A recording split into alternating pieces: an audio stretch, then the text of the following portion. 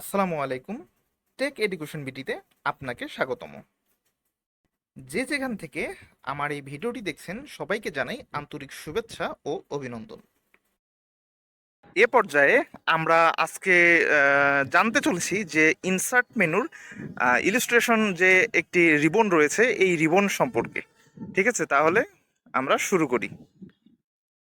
সবার প্রথমে দেখেন এখানে লেখা আছে পিকচার। পিকচার, আমরা এই পিকচার লেখা থাকবে, আমরা একটা ফটো বলতে পারি।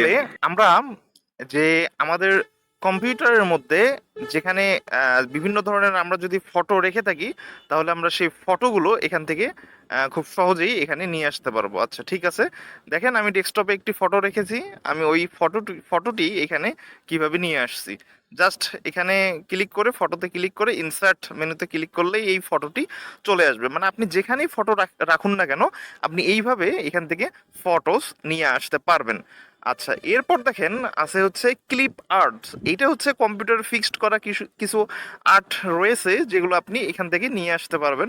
আচ্ছা, দেখুন দেখুন এখানে ক্লিক করার পর দেখুন যদি শো না করে তাহলে এই গোয়ে ক্লিক করবেন। দেখেন এখানে বিভিন্ন ধরনের ক্লিপ আর্ট দেখা যাচ্ছে। ঠিক আছে। আচ্ছা, দেখেন এই ধরনের ক্লিপ আর্ট, এখানে অনেক ক্লিপ আর্ট রয়েছে। এই ক্লিপ আর্টগুলো এখান থেকে আপনি নিয়ে আসতে পারবেন। ঠিক আছে। আচ্ছা, দেখা যাচ্ছে যে আপনার ইচ্ছা করলেই ইন্টারনেট থেকে অনেক ক্লিপ আর্ট ডাউনলোড দিয়েও আপনারা এখানে নিয়ে আসতে পারবেন। ঠিক আছে। আচ্ছা, এরপর দেখেন আমরা যাব এখানে ইনসার্ট থেকে। দেখেন শেপ, এইটা হচ্ছে মজার একটি জিনিস। এই শেপগুলো দিয়ে আমরা অনেক কিছুই তৈরি করতে পারি। ঠিক আছে, অনেক কিছু তৈরি করতে পারি। আমরা বাংলাদেশের পতাকা তৈরি করতে পারি। হ্যাঁ, তারপর বিভিন্ন কাজে আমরা এই শেপ, যে রিবনটি রয়েছে এই শেপ, ইনসার্ট মেনু শেপ রিবনের কাজ করতে পারি। তো এই শেপগুলো দিয়ে আমরা অনেক কিছুই করতে পারি। দেখেন আমি কয়েকটি আপনাদের দেখাচ্ছি।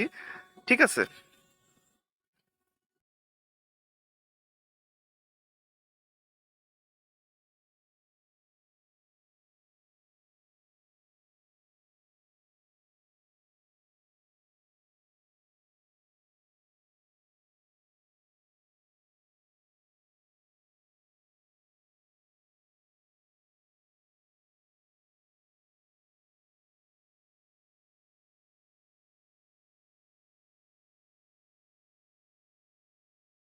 এরপর আপনারা দেখেন এখানে স্মার্ট আর্ট নামে একটি অপশন রয়েছে। দেখেন স্মার্ট আর্ট, এইটা হচ্ছে মজার একটা অপশন। দেখেন এখান থেকে আপনি যে কোনো একটা স্টাইল সিলেক্ট করে দেখেন কত সুন্দরভাবে স্মার্ট আর্ট করা যায়। ধরেন আপনি কোনো কিছুর প্রকারভেদ লিখতে যাচ্ছেন, তো আপনি এইভাবে দিয়ে, সাপোজ আমি এখানে কম্পিউটার লিখবো। ঠিক আছে, কম্পিউটার লিখলাম। আচ্ছা, দেখেন এই কম্পিউটারের কয়েকটি অংশ রয়েছে, মেইন মেইন চারটি অংশের নাম ধরেন আমি সাইড দিয়ে লিখছি, যেমন মনিটর। ঠিক আছে। তারপর হচ্ছে আহ, আপনার এখানে কি লিখবো, সিপিইউ। হ্যাঁ, তারপর এখানে ধরেন লিখলাম হচ্ছে কিবোর্ড। হ্যাঁ, তারপর লিখলাম হচ্ছে মাউস। এইভাবে ধরেন আপনি এই যে স্মার্ট আর্ট এই অপশন থেকে আপনি এইভাবে অনেক ধরনের লেখা সুন্দরভাবে ডিজাইন করে এইভাবে লিখতে পারবেন। ঠিক আছে। তো এই হচ্ছে স্মার্ট আর্ট। আপনারা যখন এগুলো নিয়ে একটু ঘাটাঘাটি করবেন, দেখবেন যে এখানে বিভিন্ন রকম স্মার্ট আর্ট দেয়া রয়েছে। এগুলো থেকে আপনারা সুন্দর করে যে কোনো একটি সিলেক্ট করে এখানে বিভিন্ন কাজ করতে পারবেন। ঠিক আছে।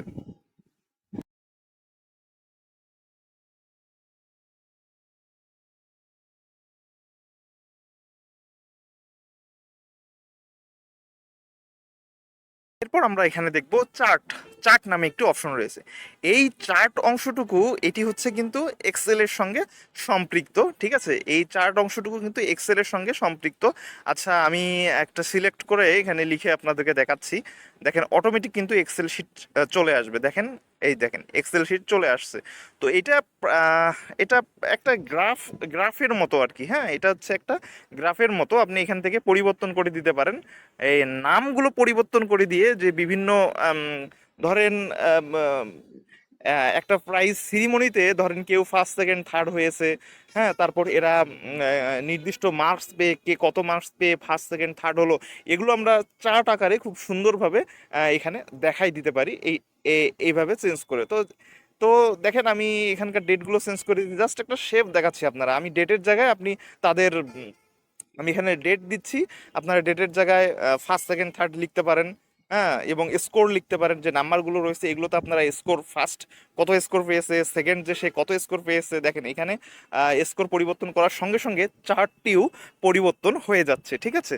তো এই হচ্ছে আপনার চার্টের অবস্থা, মানে চার্ট আমরা এইভাবে করতে পারি। আচ্ছা, এরপর আমরা যে অপশনটিতে যাব সেটি হচ্ছে স্ক্রিনশট, ঠিক আছে, স্ক্রিনশট। দেখেন স্ক্রিনশটে ক্লিক করার সঙ্গে সঙ্গে দেখবেন যে স্ক্রিনের মধ্যে যে জিনিসগুলো রয়েছে এগুলো শো করবে। আমরা এখান থেকে এখানে ক্লিক করে আমরা নির্দিষ্ট অংশ, ধরেন নির্দিষ্ট একটি অংশ আমরা সিলেক্ট করে এইভাবে স্ক্রিনশট আকারে নিতে পারি, ঠিক আছে। আপনারা ডান পাশে একটা শেপ দেখতে পাচ্ছেন, আসলে এটি হচ্ছে আমি যে স্ক্রিন রেকর্ডার দিয়ে মানে আপনাদের এই ভিডিওটি তৈরি করছি, এই রেকর্ডার একটু সমস্যার কারণে এটা এইভাবে শো করছে, কিন্তু আপনারা যখন কাজ করবেন তখন কিন্তু এটা এইভাবে শো করবে না। তো দেখেন আমরা যখন স্ক্রিনশট দিয়ে এখানে এটি নিয়ে আসলাম, তো নিয়ে আসার পর দেখেন আমরা এই পিকচারটা বিভিন্নভাবে এটার কালার পরিবর্তন করতে পারি, তারপর হচ্ছে বর্ডার পরিবর্তন করতে পারি, তারপর হচ্ছে আপনার দেখা যাচ্ছে যে এটা শ্যাডো আকারে তৈরি করে নিতে পারি, হ্যাঁ, এইভাবে বিভিন্নভাবে করতে পারি। তো দেখেন আমি আজকের ভিডিওটি কিন্তু হচ্ছে একটা বিগিনার লেভেলের ভিডিও, এগুলো তো জাস্ট জানার জন্য যে আমরা আসলে এই মাইক্রোসফট ওয়ার্ড দিয়ে কি কি কাজ করব, এই কারণে আমি ডিটেলস এখানে আপনাদেরকে বলছি না। কিন্তু নেক্সট টাইম যখন আমি এগুলো নিয়ে ডিটেলস ক্লাস করব, দেখা যাচ্ছে যে একটি অপশন নিয়েই একটা 30 মিনিটের ক্লাস চলে যাবে, ঠিক আছে, বুঝাতে। তো যেহেতু এটা বিজ্ঞানের লেভেলের ক্লাস চলছে, তো বিজ্ঞানের লেভেলের আপনার জাস্ট যারা একদম কম্পিউটার সম্পর্কে জানেন না, এই যে মাইক্রোসফট ওয়ার্ড সম্পর্কে জানেন না, তো তাদের জন্য আসলে এই আমার এই বিজ্ঞানের কোর্সটি, ঠিক আছে। তো সবাই ভালো থাকবেন, সুস্থ থাকবেন, আর টেক এডুকেশন বিডির সঙ্গেই থাকবেন। আর আশা করব যে আপনারা সবাই অবশ্যই বেল আইকনে ক্লিক করবেন, যে নেক্সট টাইম ভিডিও পেতে অবশ্যই বেল আইকনে ক্লিক করবেন। এবং আপনাদের যদি কোনো বিষয়ে মাইক্রোসফট ওয়ার্ড, হ্যাঁ, যেহেতু আমরা মাইক্রোসফট ওয়ার্ড নিয়ে ক্লাস করছি, তো মাইক্রোসফট ওয়ার্ডের আমি যেগুলো আপনাদেরকে এর মধ্যে দেখিয়ে ফেলছি, এগুলোর মধ্যে যদি আপনাদের কোনো প্রশ্ন থেকে থাকে, কোথাও যদি কোনো সমস্যা থেকে থাকে, তাহলে আপনি আমাকে জানাতে জানাতে পারেন। আজ এই পর্যন্ত, সবাই ভালো থাকবেন।